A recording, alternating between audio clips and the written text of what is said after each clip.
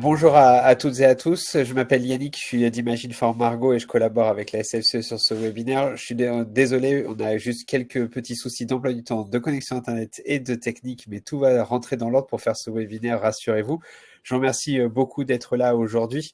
On a beaucoup de monde, ça fait plaisir. On a à peu près une centaine de personnes inscrites pour ce webinaire dédié aux tumeurs cérébrales et notamment les méduloblastomes. Donc aujourd'hui, on a un très très beau programme. Donc on a le plaisir d'accueillir plusieurs invités, dont notamment Arnaud Tosienne-Esparia. Bonjour Arnaud, est-ce que vous pouvez vous présenter s'il vous plaît?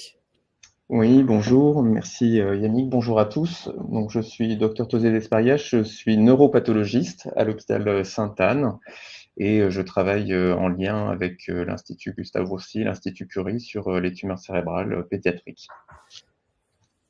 Très bien, merci beaucoup. Donc c'est vous qui allez présenter en tout de premier, je crois. On a Samuel Abou aussi qui va arriver, qui est notre présentateur et il va arriver sous un sous peu. On a aussi également aujourd'hui donc Marie Saint-Boisel de Gustave Roussy et Christelle Dufour. Si vous pouvez vous présenter au cas où qu'on ne vous connaisse pas encore. Bonjour, donc oui, je suis Marie Saint-Bosel, je suis oncopédiatre en pédiatrie à Gustave Roussy. Et puis, donc, je suis accompagnée de Christelle Dufour, que vous connaissez probablement tous. Très bien, merci beaucoup. Il y a également aussi Sandra Rimbaud qui va nous rejoindre et qui va également peut-être répondre à des questions, etc., sur ce sujet qui est assez complexe. Mais dans un premier temps, Samuel n'est toujours pas arrivé. C'est dommage, mais c'est pas grave.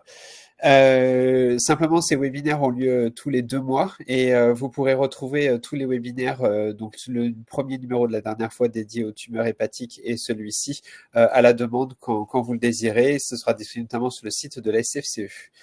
Voilà, donc j'en ai terminé pour moi de l'introduction. Pour vous qui nous écoutez et qui assistez à ce webinaire, je vous invite à poser des questions qui sont réservées aux intervenants à la fin de ce webinaire. Pour ça, en fait, en bas à droite, vous avez 3 icônes de questions, sondage, questions et chat. Utilisez de préférence la modalité question parce qu'en fait, ça permettra d'afficher la question à tout le monde le temps qu'on y réponde à la fin de ce webinaire. Donc voilà, j'en ai fini pour ces détails pratico-pratiques et du coup, je vous laisse la main. Et bonne présentation et très bon webinaire à toutes et à tous. Arnaud, c'est quand vous voulez. Merci Yannick. Donc, je vais commencer. Donc, moi, je vais vous parler particulièrement de la pathologie et des aspects moléculaires des méduloblastomes.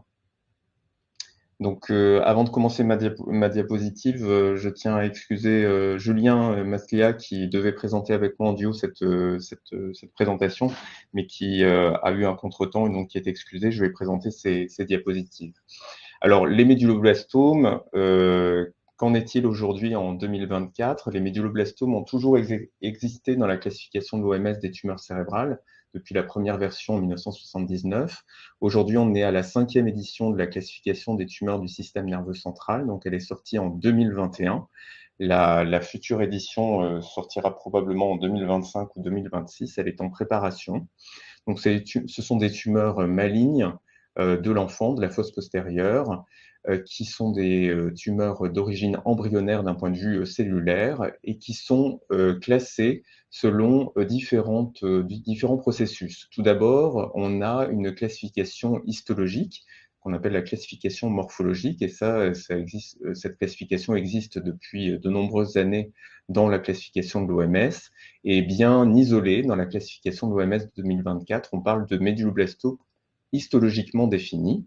Et on a différents sous-types que je vous ai résumés ici, c'est-à-dire le sous-type classique, qui est le plus conventionnel, le plus fréquent. On a le méduloblastome desmoplasique nodulaire, le méduloblastome à nodularité extensive, et puis le groupe des méduloblastomes de plus haut risque, que sont les méduloblastomes anaplasiques et à grandes cellules. À côté de cette classification morphologique qui s'appuie uniquement sur les lames colorées de façon standard, les méduloblastomes doivent être classés d'un point de vue moléculaire. Aujourd'hui, on distingue 4 grands groupes moléculaires que sont les méduloblastomes avec activation de la voie Wnt, les méduloblastomes avec activation de la voie SHH, dont on distingue les sous-types TP53 sauvages et TP53 mutés, et puis le groupe des non-Wnt, non-SHH, qui est lui-même subdivisé en groupe 3 et groupe 4. Donc on voit qu'on a la correspondance entre des sous-types morphologiques et ensuite une classification génétique. Cette classification génétique, elle peut s'appuyer sur différents arguments. Alors les pathologistes ont mis au point depuis longtemps des biomarqueurs immunohistochimiques pour essayer de les sous-classer. On a plusieurs outils qui nous permettent d'orienter les cliniciens vers un sous-type Wnt, SHH, TP53 muté ou non, ou le sous-groupe non-Wnt, non-SHH pour lesquels on ne peut distinguer en morphologie pure les sous-groupes 3 et 4. Il faut de la génétique plus poussée pour dire si on appartient à un groupe 3 ou un groupe 4. Donc ça, c'est la classification génétique. Et puis, ces dernières années, et on l'a vu dans la classification de l'OMS de 2021, est apparu un nouvel outil, en plus de la morphologie et de la génétique, qui est l'épigénétique. Et je vais vous en parler juste après. On va voir quel est l'apport du méthylome dans la classification des médulloblastomes. À côté de cela, il faut aussi préciser que les médulloblastomes doivent être caractérisés d'un point de vue génétique. Tout d'abord, d'un point de vue pronostic, il faut chercher les amplifications des gènes de la famille des gènes MYC, donc particulièrement MYC et MYCN. Donc ça peut être fait par différentes techniques. Là, je vous l'ai illustré par une hybridation in situ. Cette amplification sera corrélée à un haut risque pour les médulloblastomes, quel que soit le sous-type morphologique, quel que soit le sous-type génétique. Donc c'est une information qui est essentielle pour la prise en charge des enfants. Et à côté de cette analyse, on va dire, somatique, les patients doivent être aussi analysés d'un point de vue constitutionnel quand il y a un contexte à risque. Et je vous ai illustré ceci par les différentes voies moléculaires qui sont synthétisées aujourd'hui dans un chapitre de la classification de l'OMS, avec les médulloblastomes SHH activés qui peuvent rentrer dans le cadre d'un syndrome génétique de type Gorlin, une anomalie de SMO ou plus récemment a été décrit le syndrome de prédisposition par altération du gène HELP1. Enfin, pour les médulloblastomes de la famille Wnt, on peut rentrer dans le cadre d'une polypose adénomateuse familiale et il faut rechercher en constitutionnel une mutation du gène APC. Donc ça, c'était pour vous faire un point, parce que ça, c'est une des nouveautés de la classification de l'OMS de 2021, c'est l'introduction de ce syndrome de prédisposition HELP, donc qui peut être détecté de façon rapide et facile en immunohistochimie par les pathologistes en utilisant un anticorps qui cible la protéine HELP1 qui est déficiente. Donc le marquage est négatif en bleu dans les médulloblastomes qui sont doublement altérés pour ce gène et donc oriente vers un conseil génétique et rechercher l'altération constitutionnelle.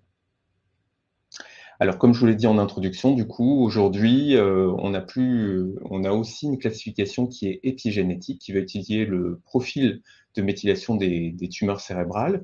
Donc ça, c'est connu depuis le papier de Sturm en 2016. Aujourd'hui, on en est à la version 12.8 de cette classification épigénétique, avec 174 classes de méthylation qui ont été définies par l'équipe d'Heidelberg.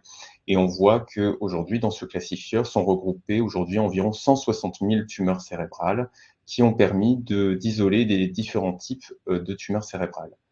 Dans ce classifieur, aujourd'hui, il y a 15 classes de méthylation qui concernent les médulloblastomes, donc les sous-groupes dont on a parlé avant, le médullomyoblastome, qui est un sous-type morphologique, et vous voyez que les sous-groupes 3, 4 et SHH sont eux-mêmes subdivisés en plusieurs sous-sous-groupes, qu'on appelle des sous-classes 1, 2, 3, 4 et IDH pour le sous-groupe SHH, dont la valeur pronostique ou l'intérêt thérapeutique n'est aujourd'hui pas connu, mais on sait que ces différents sous-classes existent. À côté du classifieur d'Heidelberg, aujourd'hui, donc ça c'est l'équipe des Allemands, est sorti beaucoup plus récemment un classifieur épigénétique de l'équipe américaine de Bethesda, qui est le NIH, et donc on en est à la V2.0, qui connaît une superposition pratiquement totale avec le classifieur d'Heidelberg. Simplement, l'algorithme de classification de machine learning n'est pas le même entre les deux classifieurs, et dans ce classifieur, nous avons 14 classes de méthylation pour les médulloblastomes. Alors aujourd'hui, on s'en sert pas en pratique, mais certains centres peuvent utiliser le méthylome d'emblée pour sous-classer leur médulloblastomes. À côté de cela, donc ça, ce sont les diapositives de Julien, il y a des analyses moléculaires poussées qu'on peut faire évidemment sur ces tumeurs, dont des séquençages de panels. Donc là, c'est le panel Dragon qui vous est illustré. Donc on peut faire à partir de matériel paraffiné, tissulaire ou de tissus congelés, et rechercher toutes les altérations moléculaires qui impliquent les médulloblastomes, mais également les altérations chromosomiques et les amplifications en une seule analyse. Ce panel a aussi l'avantage de permettre l'analyse de l'ADN circulant, ce qui peut être particulièrement intéressant dans le liquide cérébrospinal pour rechercher de l'ADN circulant qui serait potentiellement corrélé à la présence d'une maladie métastatique avec des cellules tumorales leptoméningées. Un autre panel, et ça c'est encore plus récent, la technologie avance très très vite ces dernières années dans les tumeurs cérébrales, c'est le nanopore. Donc là, je vous montre cette diapositive d'un papier, d'un travail qui est under review dans neuro-oncology. Donc cette technique du nanopore où l'ADN passe à travers une membrane et selon le circuit électrique va permettre d'identifier la présence d'altérations génétiques et épigénétique. On peut faire du séquençage, mais également l'analyse du profil de méthylation en une seule manipulation.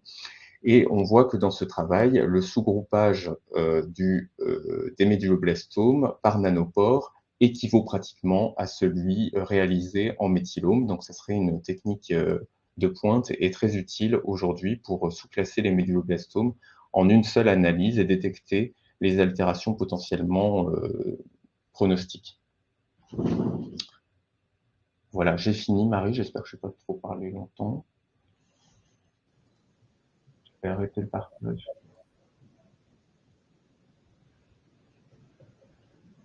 Merci beaucoup, Arnaud. Je partage mon écran.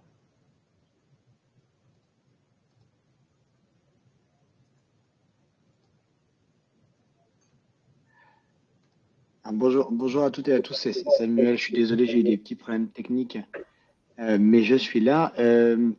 En attendant que Marie présente, surtout si vous avez des questions, n'hésitez pas à les poser dès maintenant dans le chat, comme l'avait dit Yannick au début. Je pense que c'est utile pour la discussion même après. On reviendra dessus sans aucun souci. Je te passe la main, Marie.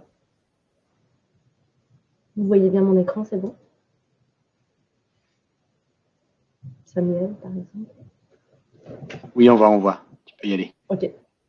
Merci beaucoup Arnaud. Donc là, on a fait ce travail, ces diapositives avec Sandra Rimbaud en effet, et puis entouré de Christelle Dufour et François Dose qui nous ont aidés à l'élaboration. Et tout ça, c'est vraiment fait à partir des recommandations qu'on a fait dans le comité tumeur cérébrale et le sous-groupe tumeur embryonnaire. Donc c'est pour vous montrer un petit peu, c'est un petit challenge de faire ça en 30 minutes, mais pour vous expliquer un petit peu les nouvelles recommandations dans les médulloblastomes. Et puis on fait un petit rappel aussi de la prise en charge de base des médulloblastomes. Donc rapidement, on sait que tumeur cérébrale très fréquente chez les enfants, dans les cancers des enfants, avec les médulloblastomes qui sont estimés à peu près à 15% des tumeurs cérébrales et un pic d'incidence qui est plutôt aux alentours de 7 ans. Ouais. Pardon. Donc, ce qui est très très important pour la prise en charge des médulloblastomes, c'est vraiment d'évaluer tous les facteurs de risque avant tout traitement oncologique. Donc, il va y avoir déjà l'âge, bon, plutôt facile à évaluer, avec certains cut-offs chez les enfants. Il va y avoir la qualité de l'exérèse chirurgicale qu'on évalue de deux façons. Un, avec le compte-rendu opératoire ou en discutant directement avec le neurochirurgien qui doit nous dire est-ce que pour lui, il a tout enlevé, est-ce qu'il reste de la tumeur. Et sur une imagerie post-opératoire qui doit être vraiment très précoce, donc dans les 72 heures qui suivent l'opération, parce qu'après, on a tous les remaniements post-thérapeutiques et c'est très difficile ensuite sur une imagerie de pouvoir voir s'il y a un résidu ou pas. Ce qui est surtout important, c'est vraiment de confronter les imageries avec l'imagerie préopératoire, parce qu'en fonction des médulloblastomes, il y en a certains qui peuvent prendre ou pas le contraste. Il y en a certains qui se voient plutôt en diffusion, par exemple. Et donc, c'est vraiment voir comment était le méduloblastome en imagerie pour essayer vraiment de chercher un résidu ensuite. Il y a la question de est-ce que le résidu tumoral est un facteur pronostic ou pas. Alors, jusqu'à présent, on l'a pris comme facteur pronostic. Il y a différents papiers qui ont été faits, dont un dernier là en 2024, qui montre que, en effet, quand on prend résidu tumoral qu'on estime supérieur à 1,5 cm², contre résection complète, on a l'impression qu'il y a une différence de pronostic. Mais finalement, quand on analyse en multivarié, on regarde et quand on prend isolément le facteur résidu tumoral, on se rend compte qu'à lui tout seul, il ne semble pas être un facteur pronostic et donc plutôt quand il est associé à d'autres facteurs de risque. Mais jusqu'à présent, on considère quand même la qualité de l'exérèse comme pronostic. Mais ce qu'on conseille en tout cas, c'est vraiment de faire le maximal safe surgery parce qu'il y a des risques sur les enfants et notamment risque de syndrome de fosse postérieure, qui est un syndrome qui est en post-opératoire des chirurgies de fosse postérieure, qui sont des complications qui surviennent dans les 24-72 heures après la chirurgie, surtout chez les enfants, avec des durées de symptômes variables et une symptomatologie qui est surtout un mutisme, une irritabilité, un syndrome cérébelleux, des anomalies motrices. Et c'est vraiment en lien notamment avec une atteinte au moment de la chirurgie du noyau dentelé droit, enfin du noyau dentelé qui soit droit ou gauche. Et en fait, le traitement qui peut être mis en place, c'est du zolpidem chez ces enfants qui vont vraiment montrer une diminution de la symptomatologie chez ces enfants. Et il y a des études un petit peu plus récentes là, de 2023 qui ont montré que tout ça, c'était aussi en lien avec finalement une atteinte du noyau dentelé qui crée une hypoperfusion des aires prémotrices et motrices. Et finalement, le traitement par zolpidem montre qu'il y a une amélioration, une normalisation de la perfusion de ces aires après traitement. Un autre bilan à faire, c'est bien sûr le bilan d'extension au diagnostic. Donc, on classifie ensuite les patients en fonction de la classification de Chang et qu'on a mis là. Et donc, c'est vraiment très important de faire une IRM, bien sûr, cérébrale sans et avec injection de gadolinium, mais aussi une IRM spinale, et pas juste médulaire, mais donc qui doit vraiment comprendre le cul-de-sac dural. Et c'est important de la faire avant tout geste neurochirurgical, même de dérivation, parce qu'il peut y avoir sinon des artefacts en post-opératoire et qui peuvent être difficiles. Et bien sûr, l'IRM donc entière avec des coupes axiales également, parce qu'il y a parfois des anomalies, enfin des images qu'on voit et qui peuvent être finalement vasculaires. Et c'est vraiment les coupes axiales qui permettent de nous faire la différence entre des métastases ou des anomalies vasculaires.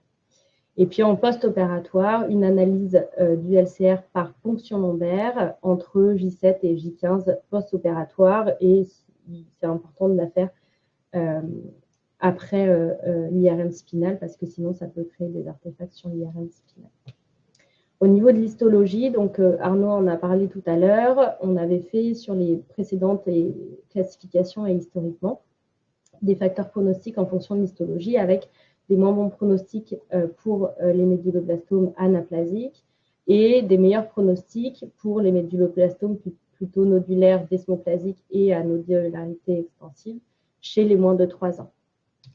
Avec l'arrivée de la biologie, on distingue différents facteurs pronostiques, notamment un meilleur pronostic chez les patients qui ont un méduloblastome de type Wnt, qui ont une expression de bêta-caténine chez les moins de 16 ans. Donc, on voit les courbes ici. Et donc, ce qui a bien à garder en tête, on va en parler un petit peu après également, c'est qu'il faut rechercher dans ces cas-là une mutation de bêta-caténine. Et s'il n'y en a pas, il faut vraiment chercher une mutation d'APC s'il y a une expression de bêta-caténine. Le MYC, donc Arnaud en a parlé avec un moins bon pronostic quand il y a une amplification de MYC et TP53 et donc un moins bon pronostic chez les patients qui ont une mutation de TP53. Dans les groupes SHH, donc les sous-groupes dont parlait Arnaud tout à l'heure, il y a différents sous-groupes de SHH qui ont été décrits dans la littérature avec possiblement des différences de pronostic entre les différents groupes de SHH, mais en effet, pour l'instant, ce n'est pas du tout stratifiant pour la prise en charge thérapeutique. Et au niveau génétique, on sait qu'il y a à peu près décrit entre 5 et 6% des patients avec des méduloblastomes qui ont une prédisposition génétique. Donc, ça peut être soit pour les méduloblastomes SHH des syndromes de Gorlin, donc avec des anomalies de patch ou de SUFU, qui sont plutôt chez les petits, décrits chez les petits. Des syndromes de liphoménie avec des anomalies de TP53, et donc ça, c'était vraiment chez 100%, 100% des patients liphoménie avec un méduloblastome étaient d'un sous-type SHH. Et donc, vraiment, il faut rechercher une prédisposition quand on a un sous-type SHH avec anomalie de P53 ou des grandes cellules. Et donc, ça, c'est associé à un moins bon pronostic. Et il y a vraiment un papier qui a montré l'intérêt de la radiothérapie crânio-spinale chez ces patients-là. Et donc, comme on a dit tout à l'heure, si jamais il n'y a pas de mutation de bêta-caténine, dans ces cas-là, dans les patients qui expriment la bêta-caténine, on va rechercher une mutation d'APC parce qu'il faut rechercher une polypose adénomateuse familiale. Donc là, vous avez le schéma qui reprend à peu près en fonction des sous-groupes les différentes prédispositions existantes. Et donc, on voit que c'est vraiment majoritairement dans les sous-groupes SHH et plutôt chez les petits. La question aussi de mutation de SUFU, c'est est-ce que c'est lié à un moins bon pronostic? Donc, dans la série notamment française, on a vu que les patients qui avaient une mutation de SUFU avaient un pronostic qui était moins bon que les patients avec des groupes SHH des petits, mais ce qui n'a pas été retrouvé dans les autres papiers, notamment la série allemande. Donc, c'est à rechercher encore et pas confirmé. En tout cas, avec toutes ces informations-là, la consultation d'oncogénétique est vraiment recommandée pour les petits avec des méduloblastomes avant 5 ans, et notamment s'il y a des antécédents, notamment familiales ou personnels. Une petite aparté sur ELP1, qui est un gène avec une prédisposition qui a été retrouvée là récemment. En fait, on a remarqué que c'était vraiment chez des patients qui avaient des méduloblastomes de type SHH. Chez certains, il y a une perte d'expression de LP1 en immunohistochimie et en fait qui est liée toujours à une inactivation biallélique de LP1 et qui est toujours liée avec une prédisposition héritée d'un parent. Finalement, les études, alors qui ont été faites sur 25 ou 30 patients, montrent que la pénétrance est assez faible et pas de risque décrit d'autres tumeurs en tout cas. Donc, c'est des histoires de méduloblastome familial, mais une pénétrance très faible. Donc, la question en ce moment, c'est de se dire probablement qu'il n'y a pas, en tout cas, d'intérêt de rechercher cette anomalie et cette prédisposition chez l'entourage parce qu'il n'y a pas de surveillance particulière à faire en tout cas. Avec tous ces facteurs de risque, on arrive du coup au traitement. Donc, le traitement, il est fait un petit peu de deux façons, pour les plus de 5 ans et pour les moins de 5 ans. Et donc, ça, c'est un petit peu l'arbre décisionnel qu'on utilise pour les plus de 5 ans. Pour les plus de 5 ans, la recommandation, il y a les bas risques. C'est des patients qui ont un méduloblastome WNT, qui est M0R0, qui n'amplifie pas MYC ni NMYC et qui ont moins de 16 ans. Pour ces patients-là, il y a un essai qui s'appelle le PNET5MB qui a permis de vérifier si, en diminuant la dose, la survie était la même avec amélioration des séquelles à long terme. Et donc, on a testé 18 Gray en crânio-spinal chez ces patients-là et l'analyse est encore en cours. Donc, en attendant les résultats, de toute façon, on continue avec la crânio-spinale à 23,4 Gray, le boost à 54 Gray et la maintenance avec des chimiothérapies de type A et B, donc qui comprennent cisplatine, CCMI, vincristine, endoxan et vincristine. Pour les patients de risque standard, donc c'est-à-dire les patients qui ont un méduloblastome WNT non métastatique, qui ont plus de 16 ans, ou alors SHH non TP53 et sans métastase et sans résidus, ou non WNT, non SHH, sans métastase, sans résidus, tout cela qui n'amplifie pas ni MYC ni NMYC. Le protocole, c'est pareil. Initialement, il y avait le protocole PNET5 qui est randomisé pour ces patients-là, la radiothérapie crânio-spinale seule contre radiothérapie crânio-spinale avec carboplatine de façon hebdomadaire, et ensuite 8 cures de BA, donc les mêmes cures, mais au nombre de 8 cette fois-ci, Et donc, on n'a pas encore les résultats de cet essai. Donc, en attendant, on fait radiothérapie crâniospinale à 23,4, le boost, et les 8 cures de maintenance B et A. Il y a une étude qui a montré aussi, qui a été faite chez les patients qui avaient des méduloblastomes de risque standard et qui a réalisé une radiothérapie bifractionnée chez ces patients, donc c'est-à-dire des fractions de 1 gré x 2 par jour, ce qui permet d'augmenter un peu la dose reçue de radiothérapie et en théorie de limiter les séquelles à long terme de ces patients parce que ça permet aux cellules saines d'avoir plus de temps de réparer leur ADN. Cette étude, c'était vraiment une étude où on a testé ce traitement. Il n'y a pas eu d'étude randomisée, bifractionnée contre radiothérapie normofractionnée et chimiothérapie. Mais en tout cas, quand on regarde la survie de ces deux traitements, elles étaient plutôt comparables pour les méduloblastomes de type Wnt, peut-être un peu moins bien pour les autres types de neuroblastomes, mais vraiment dans la limite qu'il n'y a pas eu de randomisation de ces deux traitements. Et donc, ce traitement par radiothérapie bifractionnée, ça reste une option plutôt pour les méduloblastomes de type Wnt et une deuxième option possible en cas de famille qui ne désire pas de chimiothérapie, de contre-indication à la chimiothérapie ou de syndrome de la fosse postérieure avec des anomalies neurologiques en lien.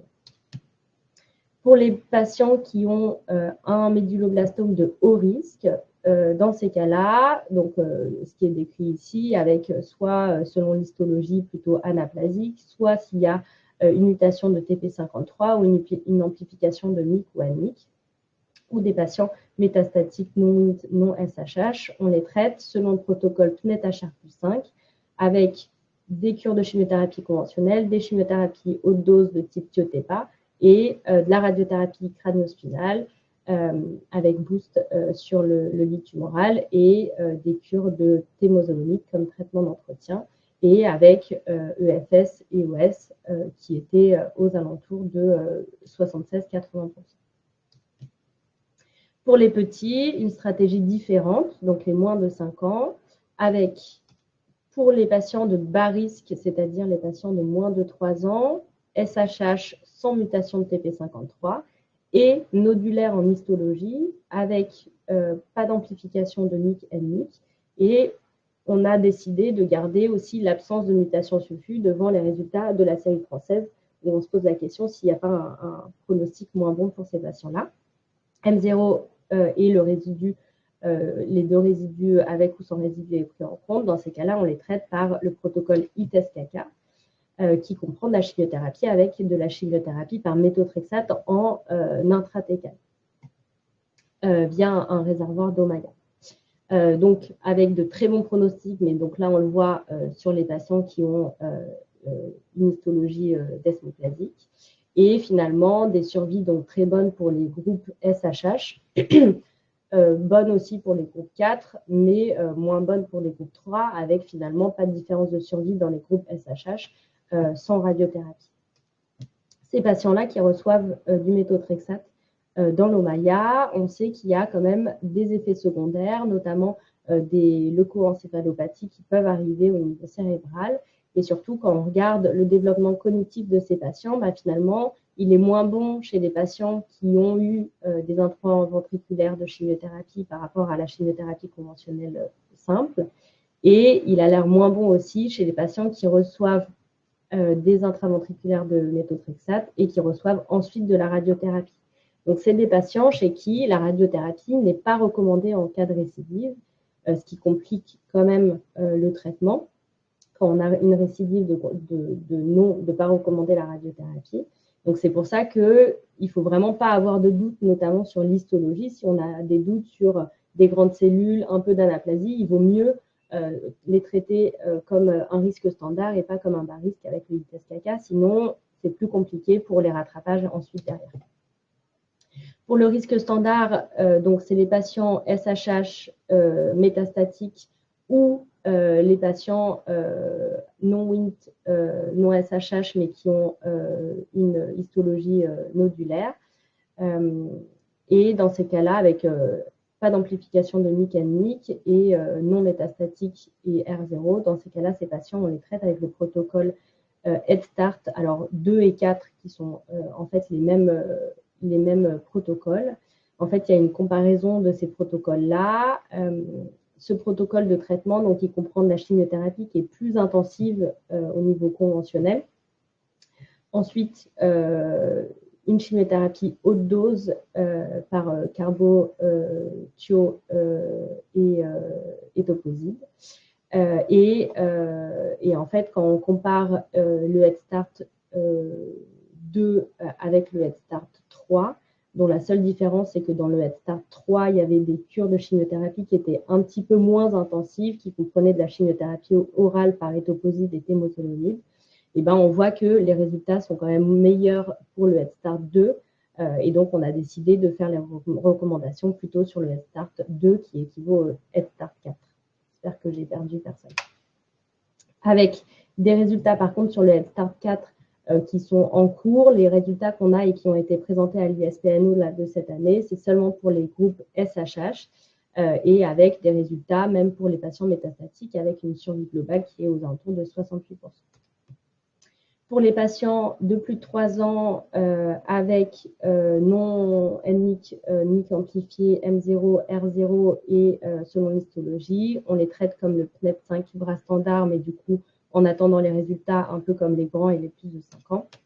Et après, pour les hauts risques, donc c'est-à-dire tous les autres, c'est-à-dire les anaplasiques, quand il y a une amplification de MYC ou NMYC, les TP53 mutés pour les SHH, les métastatiques. Ces patients-là, on les traite selon le protocole HR plus 5, avec donc le même que pour les plus de 5 ans, mais avec vraiment des doses de radiothérapie qui sont adaptées en fonction de l'âge. Avec un travail qui a été fait, qui montre l'expérience de la SFCE sur l'adaptation des doses de radiothérapie crânio-spinale et donc des survies globales et sans progression qui ont l'air semblables en tout cas avec les doses non adaptées des plus grands et donc des résultats prometteurs, mais bien sûr, si on a une étude rétrospective à confirmer avec une étude prospective. Ça, c'est les recommandations actuelles, donc un peu complexes. Ce qu'il faut retenir, en tout cas, c'est qu'on a vraiment le groupe, le comité, le sous-groupe de tumeurs embryonnaires et on est vraiment tous disponibles si jamais il y a des patients qui sont un petit peu complexes, on a du mal à savoir vraiment comment les traiter, donc disponibles pour pouvoir en parler de façon collégiale et il ne faut jamais hésiter en tout cas. Et en tout cas, pour l'avenir, il y a des nouveaux protocoles qui vont arriver.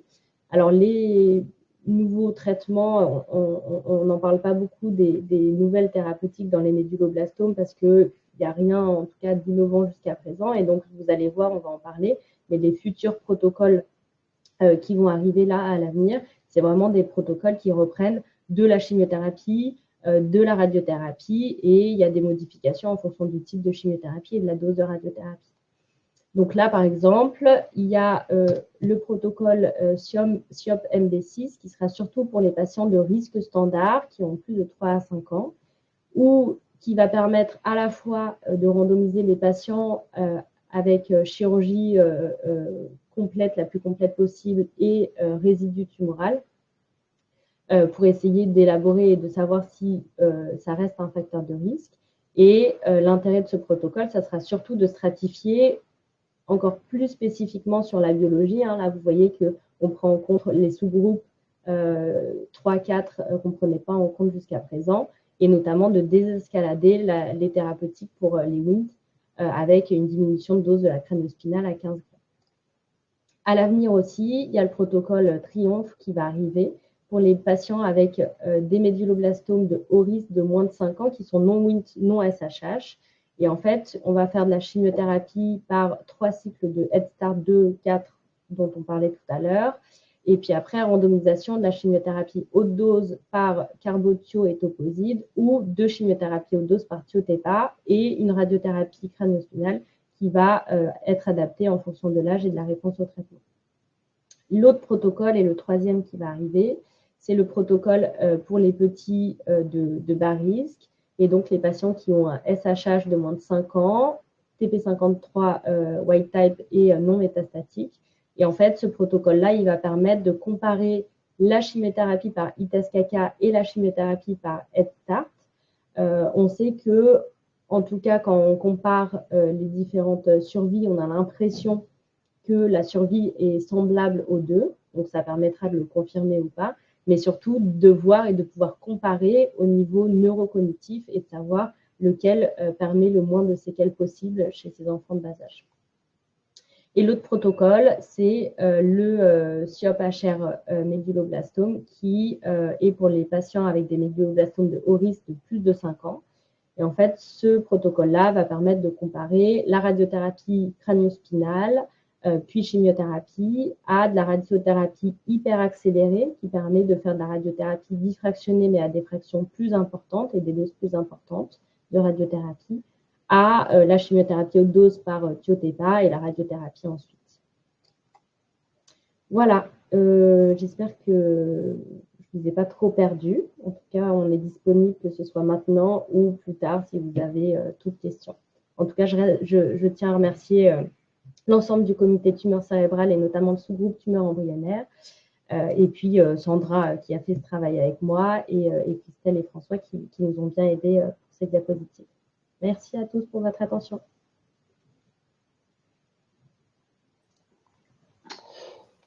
Eh bien, super, merci Marie. Donc, il n'y a pas encore beaucoup de questions, mais je sens que ça va arriver là. Je sens que tout le monde est hyper motivé pour poser des tonnes de questions. Soyez pas timide, franchement. Alors, personnellement, je suis un peu perdu, si de le dire comme ça. Et ta présentation était super, Marie. C'est juste qu'on se rend compte que c'est vraiment compliqué et que c'est beaucoup de maladies et que c'est beaucoup de groupes de maladies dans des groupes de maladies. Une question extrêmement pratique. Alors, tu as dit qu'il y avait plusieurs études qui arrivaient, etc. Je suppose que ces recommandations d'SFCE pour tous ces différents groupes avec un arbre vont être partagées à toute la SFCE. C'est quoi le planning, le projet là-dessus ? Oui, en effet, on va partager les recommandations. Donc là, on est en train de finaliser les recommandations parce qu'on ne fait pas que les méduloblastomes, mais aussi toutes les ETMR, FOXR2, etc. Et donc là, on finalise, on est juste en train de les harmoniser en espérant du coup pouvoir les mettre. Et le but et l'objectif, c'est vraiment de les mettre en lien sur le site de la SFCE pour que ça soit accessible par tous les membres de la SFCE avec un objectif que tout soit mis avant la fin de l'année. Ok, avant la fin de l'année civile 2024.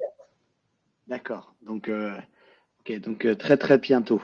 En attendant, on essaye de se débrouiller, mais très très En bientôt. attendant, on est disponible, on peut en parler, discuter, répondre à vos questions. Voilà, donc on se discute entre nous et on voit ça.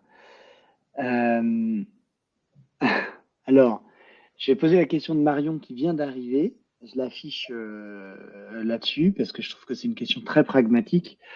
Donc Marion, elle pose la question concernant le ITES-CACA, donc le protocole pour les SHH localisés, sans doute, comme tu l'as dit, sans aucun doute sur un côté anaplasique, etc. Des baristes, puisqu'on ne recommande pas la radiothérapie de rattrapage, qui doivent avoir des injections Ommaya. Il est question d'une rupture nationale pérenne concernant les réservoirs d'Ommaya. Comment s'adapter avec le ITES-CACA ? Eh ben, c'est toujours difficile de s'adapter en fonction d'anticiper bien les ruptures, etc. Mais après, je pense que de toute façon, le protocole par ITES-CACA, il se fait avec des intrathèques de méthotrexate. Et donc, ça se discute pour ces patients, dans ces cas-là, de les traiter de toute façon par du Head Start en cas d'absence d'Ommaya et d'impossibilité de faire des intraventriculaires de méthotrexate. Donc, je précise juste, on ne fait pas de fonction lombaire. Oui, non, c'est de l'intraventriculaire, pardon, via le réservoir Ommaya. Oui, non, tu l'as dit comme ça.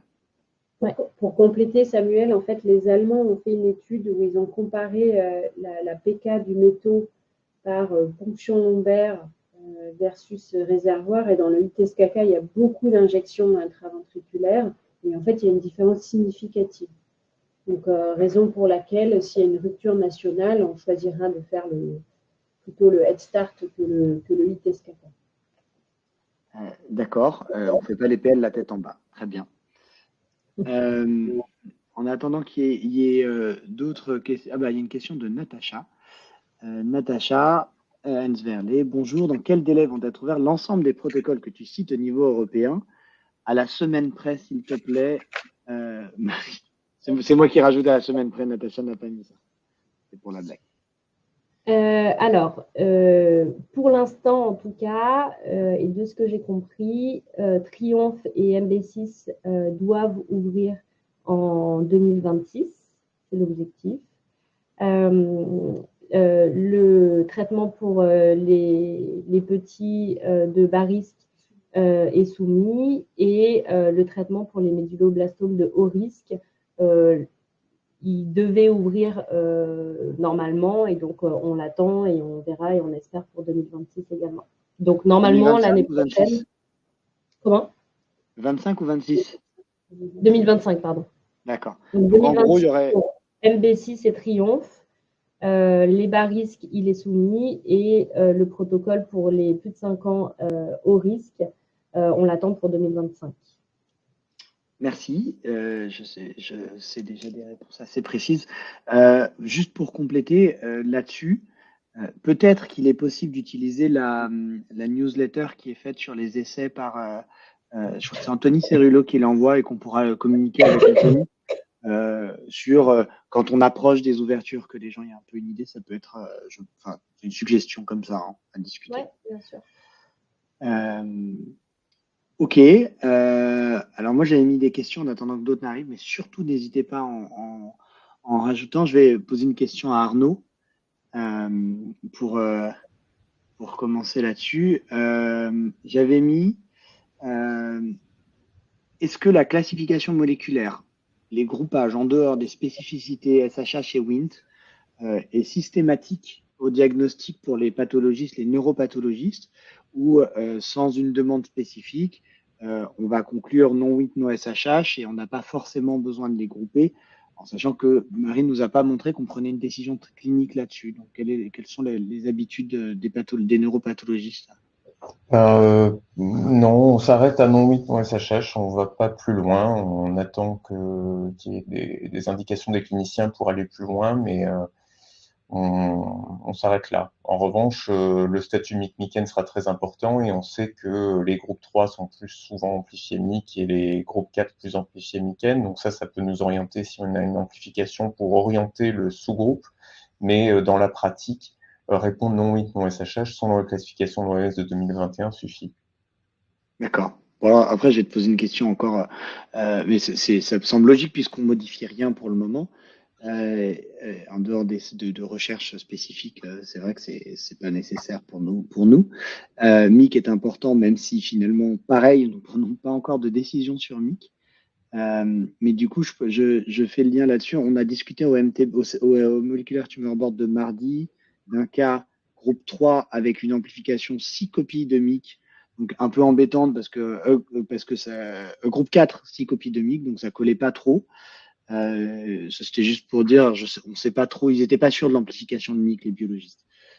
Mais Marie, tu nous as pas parlé, ou alors j'ai sauté le truc, sur la prise en charge de MIC, et donc ces patients extrêmement graves. Est-ce que dans les futurs protocoles, ça va être pris en compte comme un facteur extrême? Tu l'as peut-être mis et je l'ai loupé, hein, c'est possible.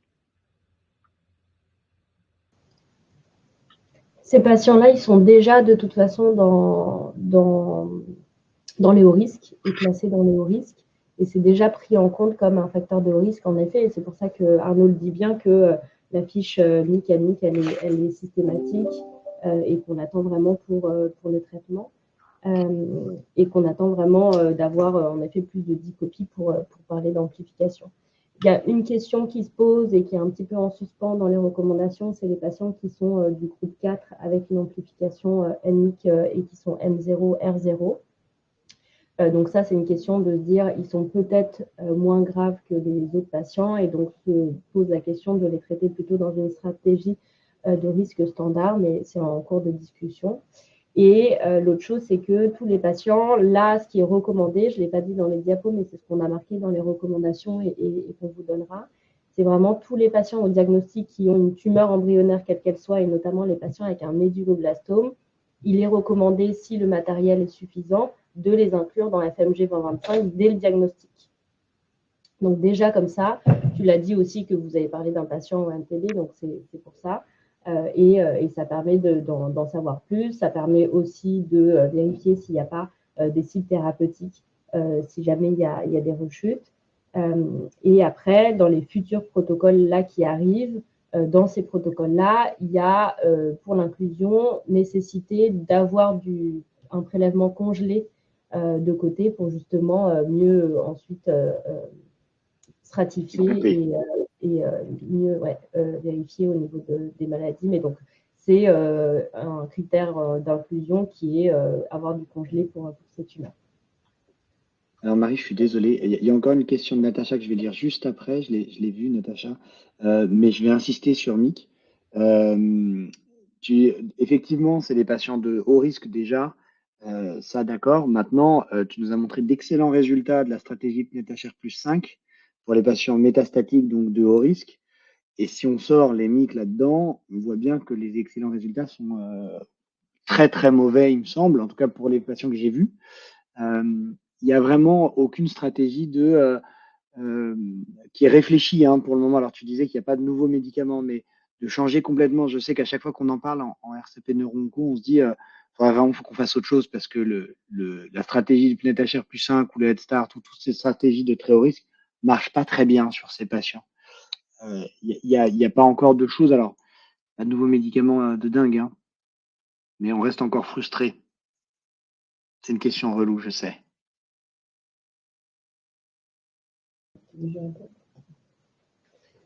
Tu as raison.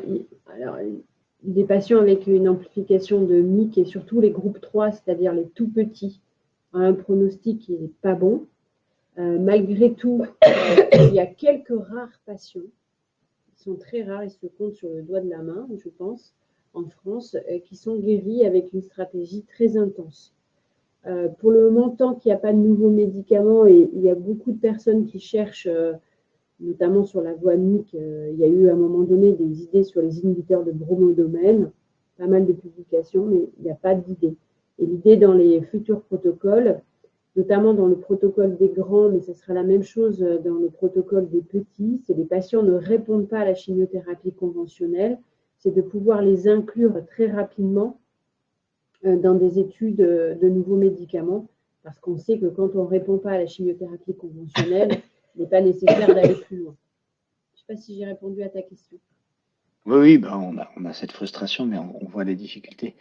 Donc, je vais passer à la question de Natacha. Est-ce qu'il y aura des recommandations dans les protocoles à venir sur la détermination des différents groupes moléculaires? Combien de groupes et quelles méthodes ont été éventuellement décidées? Ouais. Alors, pour le moment, et peut-être qu'Arnaud va compléter, pour le moment, le consensus international est 4 groupes, c'est-à-dire groupe WIND, SHH 3 et 4. Il n'y a pas encore de consensus, peut-être qu'il y en aura un à la réunion de janvier, sur les sous-types. Parce que quand on regarde les différentes publications, il y a pour certains 12, pour d'autres 14, et il n'y a pas de consensus. Et pour déterminer le groupe, le consensus, c'est qu'il faut 2 méthodes différentes, une immunohistochimie par exemple, et un nanopore ou une méthylation. Voilà, mais c'est 2 méthodes différentes. Arnaud, si tu veux compléter. Oui, et c'est vrai qu'on voit que quand même le profil de méthylation aujourd'hui fonctionne très bien pour les méduloblastos, mais c'est vrai que pour les sous-classes, on a nous l'expérience d'avoir comparé les 2 classifieurs épigénétiques, donc le classifieur américain et le classifieur allemand. Il y a des petites discordances entre les sous-classes de méduloblastome, notamment les groupes 3 et 4. Donc je pense pas que pour l'instant, je pense qu'il est un peu trop tôt. Les sous-classes sont peut-être encore un peu instables. pour proposer une stratification sur ces sous-classes. Mais bon, ça va s'affiner dans les années à venir. Très bien. Et puis instable et puis leur pertinence clinique reste encore à regarder pour le moment. Ok, merci. Est-ce qu'il y a d'autres questions de l'Assemblée? J'en ai, hein, mais j'ai pas envie de monopoliser la parole. Ah ben voilà, encore une question de Natacha. Est-ce qu'il y aura des nouveaux protocoles sur les rechutes de médulo au niveau européen? J'ai même une réponse à ça, moi. Des études de biomarqueurs driven indépendants du groupe de médulo initial, puisque PFMG au diagnostic. Deux questions. Alors, sur les protocoles des rechutes de médulo, pour le moment, il n'y en a pas. Il y a des idées. Samuel l'a marqué dans une de ses questions, c'est notamment le protocole MEMAT. C'est pas très original, mais bon. Il y a un groupe, que ce soit, il y a un groupe qui s'occupe, qui réfléchit sur les protocoles de récidive, que ce soit au niveau de la subbrain tumeur comme dans le groupe ITCC. Ce qui est le plus avancé dans les idées, c'est le MEMAT avec des intraventriculaires. Alors, je peux peut-être dire un mot là-dessus parce que justement, j'ai eu une update récente. Le MEMAT avec des injections intraventriculaires qui a été fait publié par plusieurs personnes, dont des gens de la SFCE avec du MEMAT-like, et puis des Autrichiens, nos collègues autrichiens qui ont pas mal travaillé dessus. Donc, ils lancent un essai, ils sont en train d'essayer de lancer un essai MEMAT avec intraventriculaire qui vont randomiser contre la stratégie, donc je l'avais mis dans une de mes questions, hein, contre la stratégie Temiri Avastin, puisque les Américains ont publié, pour ceux qui ont vu ce papier, Temiri Avastin versus Temiri seul, et qui ont montré la supériorité. C'est un Pediatric Blood Cancer de 2021, si vous tapez Temiri, enfin temozolomide, irinotecan, bevacizumab, COG, méduloblastoma, vous la trouvez, c'est une phase 2. Et ils ont montré la supériorité de Temiri Avastin. Et donc la proposition de notre collègue autrichien, c'est de dire on va randomiser ces deux stratégies, mais comme c'est quand même des taux de survie qui sont pas très bons, hein, qui sont autour de 15-20%, leur proposition c'est de rajouter à Temiri Avastin des intraventriculaires, ce qui est très critiqué dans le débat, puisque du coup on répond toujours pas à la question sur l'intérêt des intraventriculaires. Moi, j'aime bien l'idée des intraventriculaires personnellement, mais c'est vrai que si on randomise MEMAT intraventriculaire versus Temiri intraventriculaire, on ne répond pas à la question sur l'intérêt des intraventriculaires. Ça a été pas mal critiqué dans ce sens, ils tiennent à le faire comme ça. Et il faut d'ailleurs que la SFCE se prononce si on veut participer et quels centres vont vouloir participer à cette phase 2, puisque nous allons être invités à participer. Voilà. Donc, il faut que dans nos centres, on puisse y réfléchir. On a essayé de proposer une autre stratégie, de pouvoir randomiser des choses un peu différentes, et notamment l'utilisation ou non des intraventriculaires, qui est à la fois séduisant et à la fois relativement lourd, surtout si, comme le dit Marion, eh ben on n'a plus d'Omaya. Mais voilà, c'est une question. Après, dans les autres stratégies de rechute, c'est assez compliqué. Il y a une reprise des réirradiations. Je pense qu'en France, on fait beaucoup de réirradiations par rapport à d'autres pays. Je ne sais pas ce que tout le monde fait dans chacun des centres, mais j'en ai quand même beaucoup vu, entendu. Mais la stratégie des réirradiations, ils sont en train de le reprendre en rétrospective. Et je crois moi, je ne vais pas participer à ce travail, mais je crois que dans la SFCE, il y a aussi des gens qui s'intéressent à ça, nos collègues radiothérapeutes. Après, il y a des essais qui ne sont pas spécifiques des méduloblastomes, mais par exemple, il y a des essais sur la réparation de l'ADN. Dans eSmart, il y a un bras qui vient d'ouvrir, même si les médicaments ne sont pas encore disponibles, avec du peposertib, qui est un DNA PK inhibiteur, donc pour des méduloblastomes qui auraient des cibles là-dessus. Et notamment, il y a aussi un bras qu'on essaye d'ouvrir, même si on a du mal à obtenir le niraparib, irinotecan, pour les méduloblastomes, et ce serait pour les méduloblastomes groupe 3 myc-amplifiés, parce que c'est ceux qui répondent in vitro. On a des données in vitro qui sont intéressantes. Maintenant, c'est des patients qui vont tester très mal. Donc je pense qu'il y a ça clairement qui se discute. Effectivement, biomarqueur driven, quand on regarde dans le groupe ITCC rechute médulo, donc qui réfléchit là-dessus, il y a beaucoup de chercheurs qui ont plein d'idées. Il n'y a pas encore de médicaments qui arrivent dans les mains des cliniciens. Donc il y a effectivement des PARP inhibiteurs, mais pour certains sous-groupes. Il y a ce que disaient les bromodomaines, mais pareil, c'est encore très préliminaire. Je suis pas sûr que ce soit si fort. Il y a plein de questions qui arrivent, c'est super. Il est 55. Donc, il y a une question de Anne Panier. L'incidence des tumeurs secondaires, notamment les gliomes de Rograd radio-induits, chez les patients avec intensification chimiothérapie, radiothérapie crâniospinale, est-ce qu'on a des données dans ce groupe? C'est en cours d'analyse, notamment chez les patients qui ont eu le PNET-HR+5, mais les autres également. C'est un petit peu difficile de faire la part des choses entre des gliomes qui sont radio-induits ou des gliomes sur des prédispositions, parce qu'on sait qu'il y a aussi des patients qui ont notamment des prédispositions de type CMMRD dans les médulos. Donc pour l'instant, il y a une estimation, mais qui est vraiment très vague et très vaste de 5%, mais c'est vraiment un travail qui est en cours là d'avoir une meilleure estimation chez ces patients et de faire la différence entre les deux. Donc pour l'instant, on n'a pas de données d'incidence sur ça. Donc, mais on les aura, on espère. En tout cas, on en voit. Ouais. Alors, il y a une question de Cyril Lerva. J'accélère un peu parce qu'il est 57 et qu'il nous reste 3 minutes. Quel âge limite supérieur est envisagé pour l'inclusion, on reconnaît bien la question de Cyril, pour l'inclusion dans les protocoles des plus de 5 ans? C'est bien, les médecins d'ASA sont là. Protocole d'inclusion, c'est un peu les mêmes âges limites supérieurs que les anciens, comme les nouveaux. L'inclusion, ça sera jusqu'à 21 ans. Jusqu'à 21 ans. Donc, on n'irait pas chercher les 24, 25 ans. Et pour quelle raison?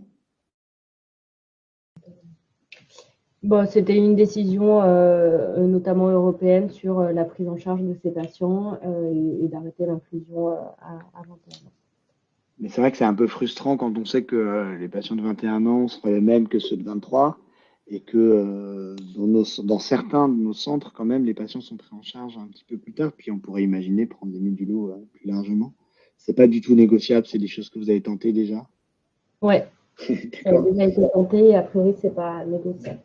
Et l'autre chose, c'est qu'il y a un protocole adulte qui commence à 18 ans, qui est un protocole de l'ORTC. Donc, c'est pas si simple que ça à discuter. En fait. Oui, non, mais je comprends bien la question politique. Puis dans tous les pays, ils n'ont pas forcément cette culture de différents âges, de tranchage, de centre de tranchage. C'est très variable. Et on le voit dans plein d'autres pathologies. Et ceci étant dit, le fait que des protocoles se chevauchent, c'est rarement un problème pour le recrutement. En tout cas, ce qu'on a vu ces dernières années, c'est qu'on y arrive très très bien et qu'on arrive très très bien à recruter parce que c'est pas si simple. Moi, j'avais des questions sur des choses, mais on va les passer parce que c'était juste pour parler de biopsie liquide comme d'habitude.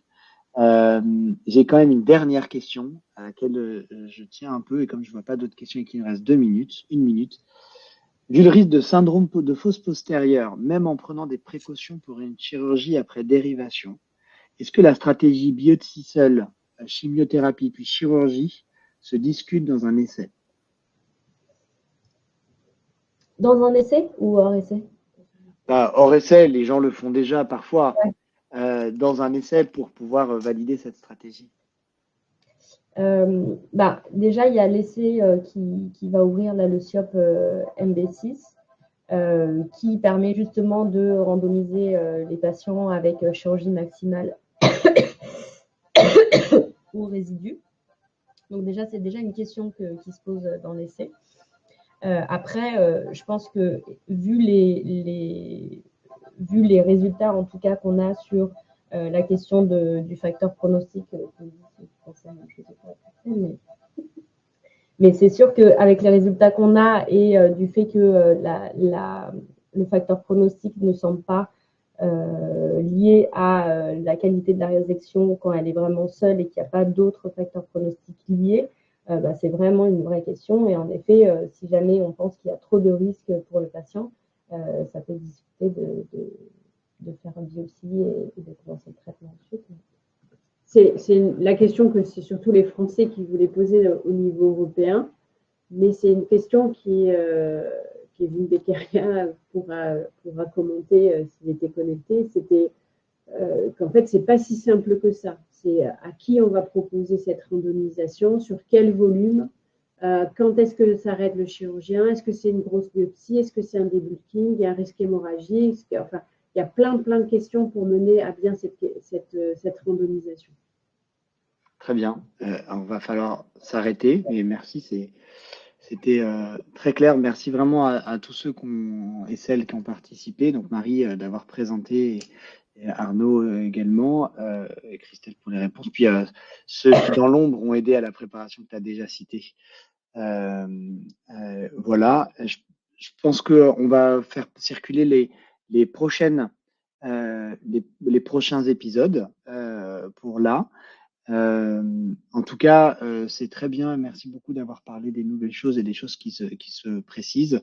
Et on attend avec impatience l'ouverture des futurs essais pour qu'on puisse avancer pour ces cas-là. Eh bien, il est 18h, donc je pense que c'est l'heure du goûter.